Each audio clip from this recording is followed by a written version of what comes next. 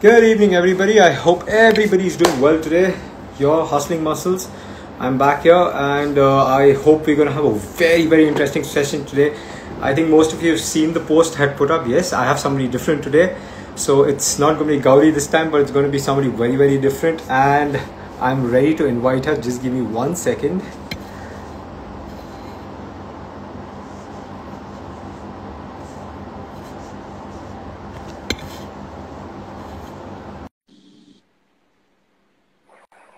Okay, there she is. Okay, guys, as I said, today we have somebody very different, somebody who has been a very important part of this transformation of mine. Now, everybody of late has been seeing on my posts that Pratik, suddenly you're talking about teamwork, suddenly you're telling you've had these, bunch of people who helped you. And yes, my transformation has not been my success alone. It's not just been my hard work, but I had so many people. And this particular person, I've been behind her to come live. I'm like, okay, I have to tell the world. Why? A lot of people have now started asking, Pratik, how are you running? How is this sudden urge you've got that you just start running and you can just run? You were not like this. We have seen you for so many years, but today you're running like a bull. You're sprinting like a bull. That's how you've become. And people, for that, the person today has to take all the credit, a very large part of it. Because a lot of people know, the pains I've gone through are back pains, injuries, calf, pulling my muscles, things like that. All my friends, all my close ones who've been with me, they know what terrible pains I've gone through. And this person, as I wrote in my message, is a pain whisperer. At least to me, she's like a miracle worker. Why? She's taken that element of pain away from me and let it go, whoosh, it's gone. It's been like that. Sometimes when I look at my running, records, like yesterday, I was just going through my watch, my app, and I'm like, okay, man, look, touch wood, it's nazar na lage. But I was like, my God, I can't believe I'm doing this. A guy who started just walking and strolling, used to take 4 kilometers, used to take me something like 45 minutes.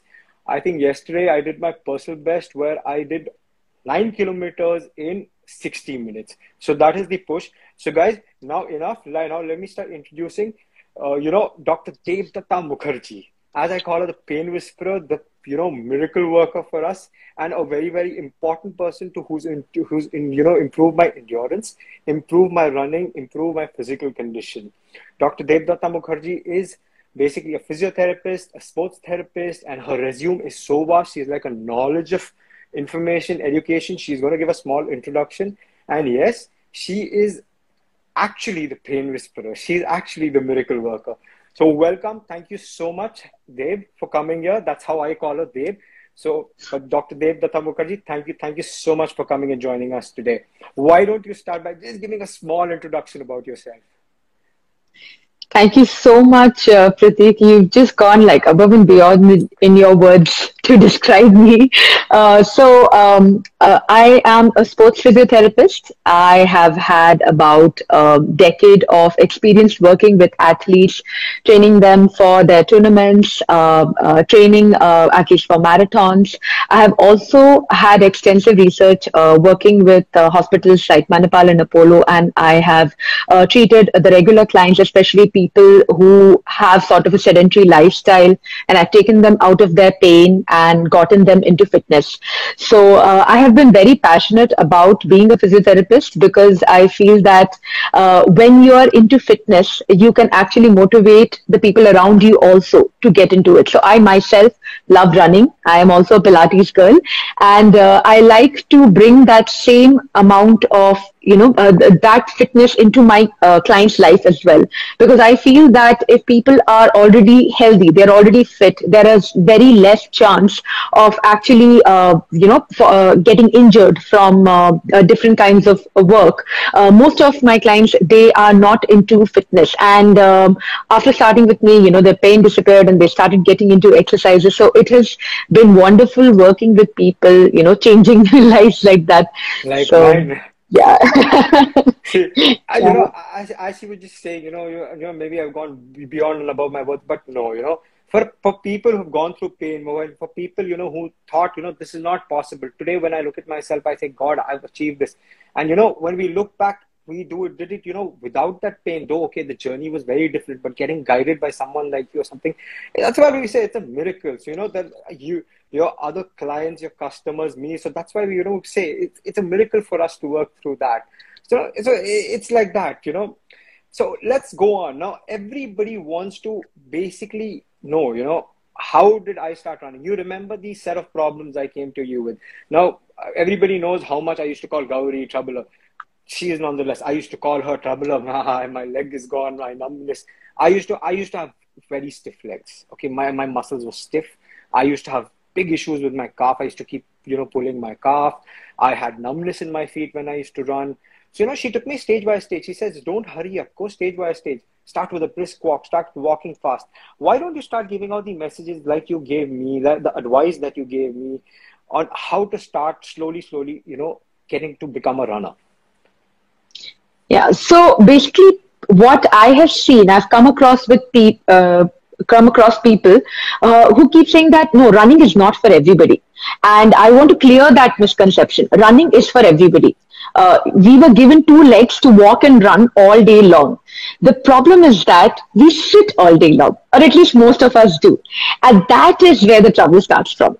So running, walking for long, being active does not give you pain. Okay, going for that one game or running a marathon does not give you pain. What gives you pain is what are you doing the other 23 hours? Are you sitting in front of a laptop? Are you slouched on your bed? Are you constantly on your phone with your neck bent in front? So these are the tight postures which actually give rise to pain, and it stops you from going forward with running. The next thing is I see that people directly want to go forward with running 2 to 3 kilometers, and then they get tired, and then they get disheartened, and they feel that running is not for them. So you are not going to become a master at the game on the first day that you try it. So what I advise Pratik, as well as I will advise everybody, is that first try and be active. Your body is like a machinery. It's starting to do a new job, a new work. It will not be able to do it 100% perfectly without any flaws on the first day. So what you need to do is first get it warmed up, get it active. Okay, so how you get it warmed up or get it active is try to mobilize, move all of your joints through their full range of movement. That is what we call mobility or flexibility exercise. So moving your muscles and joints through full range of movement, as well as taking frequent breaks, getting up from your chair, walking around in the day. Try to increase the number of steps you take. Try to walk at least 3 to 4 kilometers in a day before you start off with running. So mobility improvement is definitely the first.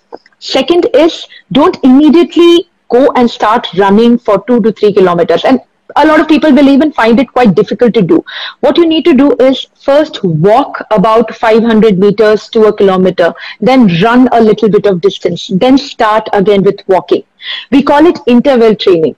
Okay, that means you're running at a shortened level and you're walking at a shortened level. So what happens is this gets your body used to the activity that you need to be going forward with. Okay, once you know what activity to be gone forward with, then you will be able to do it better. Okay, so interval training is another thing that is very, very important. Thirdly, posture of running is really bad. Like I see a lot of people, we call it the lazy runner syndrome. So the lazy runner syndrome is basically the way we sit. No, like I see a lot of people hunching. You usually see people walking like that, like people hunched, shoulders hunched, or back is bent, and everybody's nice. like this. She's just being nice. I used to be the lazy runner. She doesn't want to say it. I used to be the lazy runner. She spent a lot of time saying, Pratik, please change your posture. You know, there was a time Shortness became like a school teacher. Pratik, you're going to get one back. But yeah, what she's saying is something very worthwhile. You guys should make note of it. Even I see a lot of people, I realize, okay, there is something called a lazy runner. You were saying, please, Dave. Yeah, so what happens is we have a really bad posture whenever we are going forward with run.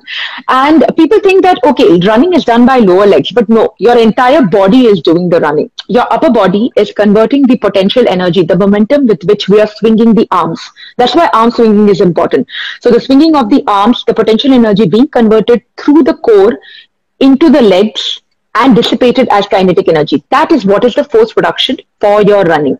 So if your posture is all hunched and your muscles is all tight, there is zero efficiency in those muscles, or there is very less performance in those muscles, and you will get tired because your body is doing so much more than it is actually supposed to do.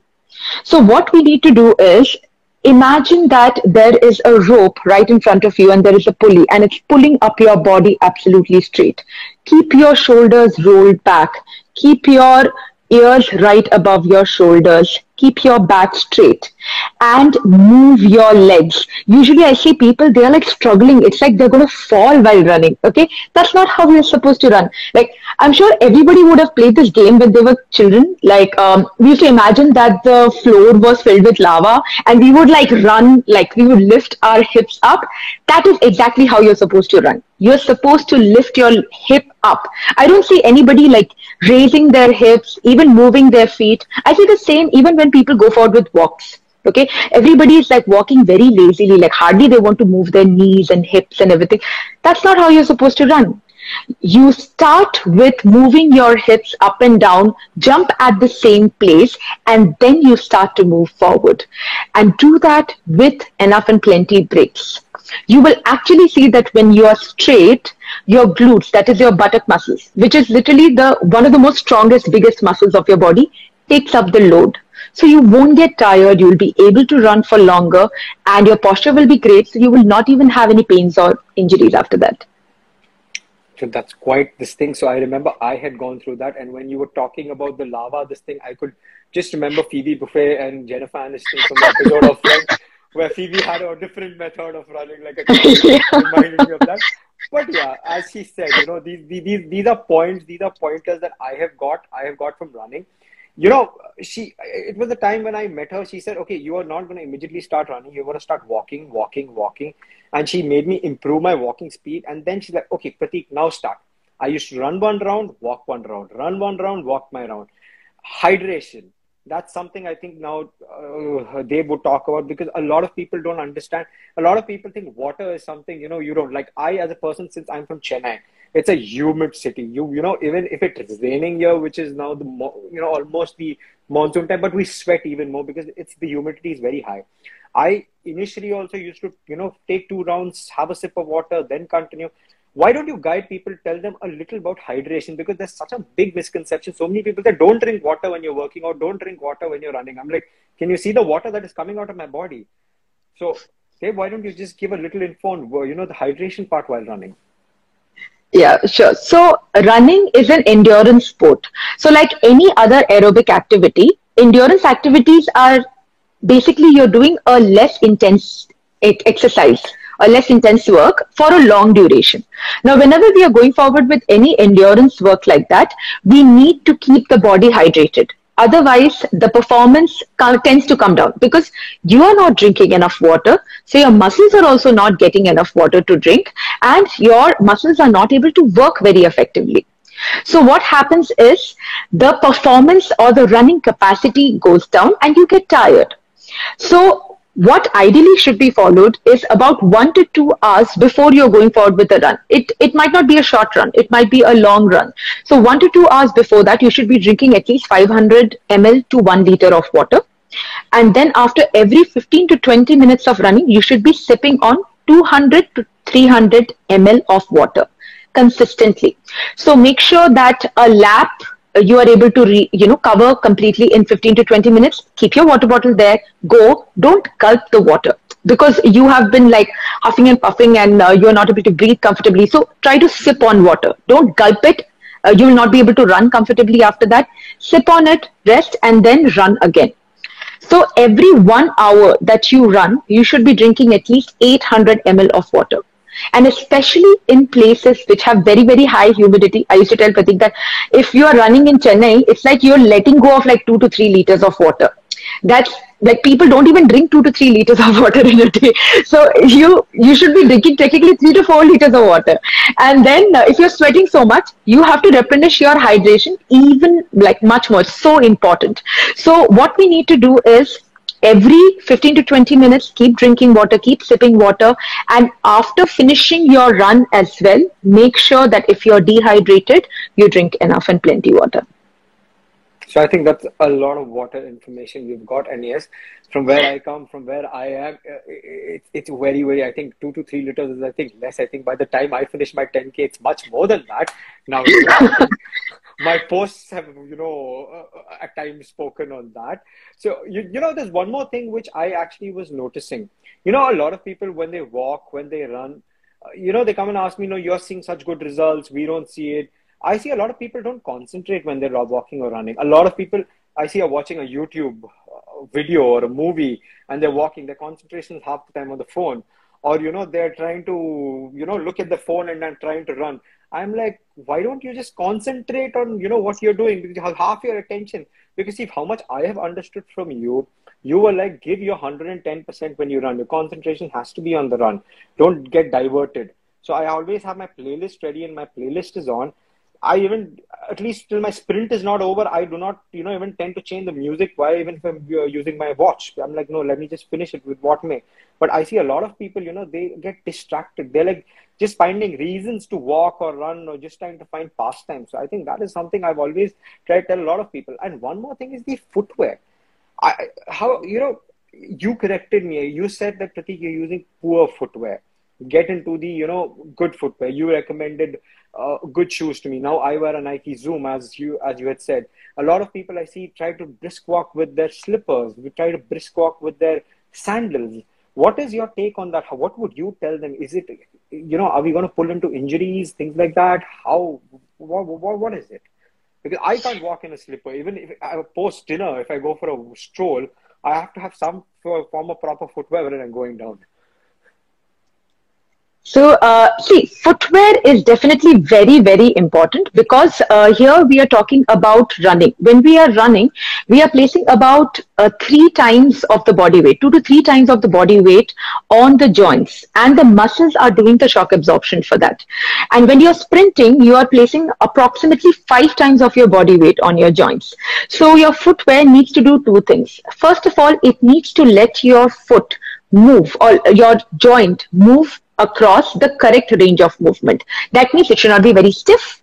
That happens whenever we are wearing tight shoes or shoes a size smaller, or it should not be very mobile. Like when we are wearing chappals, our ankle can rotate, turn completely, move completely. So it is very hypermobile at that point. So we'll not be able to control it at that higher speed, and chances of injury increase. So neither too stiff nor too mobile. It should be giving you correct amount of support. Secondly, shock absorption. Shock absorption is also very, very important because when you are putting almost 5 times of your body weight, can you imagine, like if somebody is 50 kgs, they're putting 250 kilos of body weight when they are sprinting. So the shoe should have a good shock absorption. So if you follow the usual guidelines, every 500 to 750 kilometers, you should be changing your shoes, or every 4 to 6 months if you're running on a very regular basis. And if you run only like once or twice a week and you don't use your running shoes a lot, then you can probably go forward with changing it about 6 to 8 months. That should be fine. You also need to look for other things that you are able to see. Like this is very specific to people. Like you might be having burns or bruises, or you might be having corns developing, or you might be seeing that the treads of the shoes is coming off or is coming loose, is torn. Please leave that shoe because it's not serving its purpose anymore. Make sure that you're meeting a physio, getting to know what kind of shoe that you should be wearing. Maybe the shoe that you are wearing could be branded, could be great, but it's not working out for you. So keep your eyes open for all the signs which tell you that the shoe is not giving you complete support. So that is very, very important. I would not suggest walking with chappals even for like a brisk walk or something, because again, like we go back to being a lazy walker. Okay, like a lazy runner. We'll not be able to do what we are supposed to do. We will not lift the leg, and we will end up bending our backs and, doing like walking in a very bad posture, because the chappal will not even allow your foot to move completely. So shoes are very, very important. And another thing that I told Pratik also, that do not wear the same shoes for strength training. If you're going to your gym, wear a different shoe. The requirements for both the shoes are very different. Running shoes are usually very light because you need to run with them. They cannot be very heavy. And if you're using the same shoe for other activities also, then definitely the mileage that the shoe is going through is going to be very high. So shoe is going to get worn out in very simple terms. It's going to get worn out fast. So use specific shoe for running, which gives support to your foot, and use specific shoes for strength training. So that's very important. So we've got a lot of information on shoes. Now, guys, I think we've had a lot session today, so we've had quite a bit we've learned. Now, you guys know how I started running. You guys know how I've transformed. Running has been a key factor. I like to say this. I think experts won't say this, but I still like to say it. Running has been my fat burner. You know, it has been what has actually helped me move that extra belly fat, the extra fat everywhere, to burn that, to, get that endurance. And, how to run is a technique by itself. And that is something I give full credit to Dr. Debduuta Mukherjee, because she has actually been a savior for me there, for putting me on the right track. Now, Dave, anything you would like to, end or say before we go? Anything that we have missed out, something like that? Okay, so I think another problem, like I was just speaking to one of my clients, and he has been suffering with knee pain for a while now, and I was getting him back into running. And he was actually complaining of a lot of shortness of breath while going forward with the run, which is something that a lot of people felt. And I was just remembering that, Prateek also had the same difficulty. And so basically the shortness of breath or inability to run for a very long period of time comes from three things. First is your posture is not good. We are always hunched throughout our entire day's work. So whenever we are going forward with running, we need to go forward with mobility and warm up, which should be at least about 5 to 10 minutes before the running. It can be as easy as running at a slow pace, stretching out your upper body, your core, your lower body. So that really helps. Second is breathing. So there is a technique of breathing that we go forward with following. That is a 5-step breathe. That means that you inhale for 3 steps and then you exhale for 2 steps. Because it improves your breathing. Secondly, when you're inhaling for more steps and exhaling for less steps, it will actually give you more core stability, which is required when you're landing, because running puts a lot of load on your body. So rhythmic breathing, learning rhythmic breathing is very important. And third is strength training. Running itself is not enough. Like any other physical activity, like you want to be a great cricketer, you need to do strength training to play cricket. Same way, you need to do strength training specific for running, and understand your difficult areas. Like for Prateek, his calf tightness was a problem. So we worked a lot with calf stretching, calf strengthening. And what you need to do is see what are your problem areas. Are you having a weak core? Or are you having weak calf muscles? Or do you constantly have a foot pain? Understand your problem areas, get it treated, go forward with strength training. You have to understand that strength training will make you run better. It's not just like, how much, like however I just have to run and then that's it. No, you need to be good at it. And I'm sure like after a point you get competitive also. So you want to improve your timings. Like the people also very competitive that I want to do, this much of running is this much time. So strength training is going to give you that extra edge and improve your time. So breathing, strength training, and as well as posture. So that should really help. She's somebody who drilled, I think Gauri started drilling it, and then she actually made the actual drills of stretching. I could never stretch, and she's like, you have to stretch. And I remember when I used to initially stretch, I'm like, I've reached somewhere, so it's been worth it. And okay, since Dave spoke about strength training, a lot of my good friends who have been asking me how the dear me has started leg pressing 150 kgs.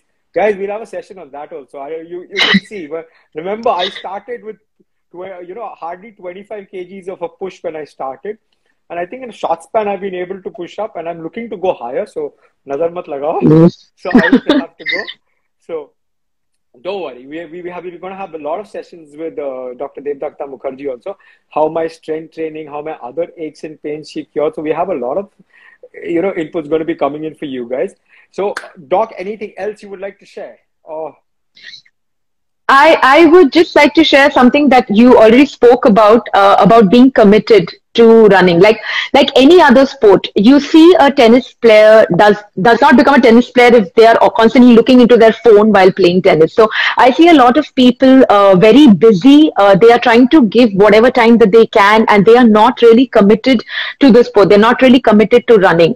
Running requires all of your attention. And if you really give it that attention and give it that commitment, do your strength training, do your mobility, running can be very, very enjoyable. And it's definitely one of the best forms of exercise there is out there. It improves your strength, it improves your cardiorespiratory endurance, it improves your heart health. The benefits of running is just umpteen. So getting committed to it, like whatever you are going forward with, you have a goal, you need to be committed. You cannot just say that, okay, running is not for me, it's not going to work, or stretching is not for me, exercise is not for me. Every exercise is for everybody. You just need to find a way. Like for Pratik, it was so difficult to even start off with running. And he was like, I'll not be able to do this. I don't think this is my cup of tea. But I was I always want a to tell. cross trainer buff. I was always a cross Yes. trainer buff. So I was like, EFX chalega, cycle chalega. ये running नहीं होता. And So, now so I can't go to I cross trainer. so I just wanted to say that don't think that, like running is not my cup of tea. Running is everybody's cup of tea. Like all of our ancestors were running all of their life. Either they were running towards food or they were running away from animals. So if they could do it, you can definitely do it. Age is not a worry, and lack of exercise is not a worry. It's not too late to get started. And if you guys want to get started, you can get in touch with us. So we are always there. And guys, for also to let you know, as you guys know, there's something I'm associated rather with now, Fitness Performance India, and Dr. Debduuta Mukherjee is also associated with us there. We all are there together. Gauri, Dr. Debduuta Mukherjee, Arjun is also there. So you have a lot of people. So guys, you have any queries, any doubts, you have any fitness related needs, get in touch with us. We are there for you. So I think today has been a very, very knowledgeable session with Dr. Debduuta Mukherjee. So I think she's given you the end punchline of, commitment and stuff like that. It's like my post yesterday, the 3D: determination, dedication, and discipline. So it's all about that, guys. I know I'm giving a lot of yarn nowadays. Get used to it. Okay. So this has been a very, very interesting session. I thank you, Deb. I thank you, Dr. Debduuta Mukherjee, for giving us your time. And we're going to look forward to having you again and again. Okay. I'm sure people are going to get a very, very good, knowledgeful, viewing through this. They're going to learn so much. And guys, if you're looking to start running, you can DM us, you can get in touch with us. We are always there to help. Okay. So final words, I would just like to thank everybody. And again, I thank you, Dr. Debduuta Mukherjee. And I'll be joining again. Thank you so much, Pratik. It was a pleasure having you, Deb. Thank you so much. So guys, this is Dr. Debduuta Mukherjee and your truly hustling muscles signing off. You guys take care. Have a great evening ahead. I'll see you guys soon. Bye. Bye.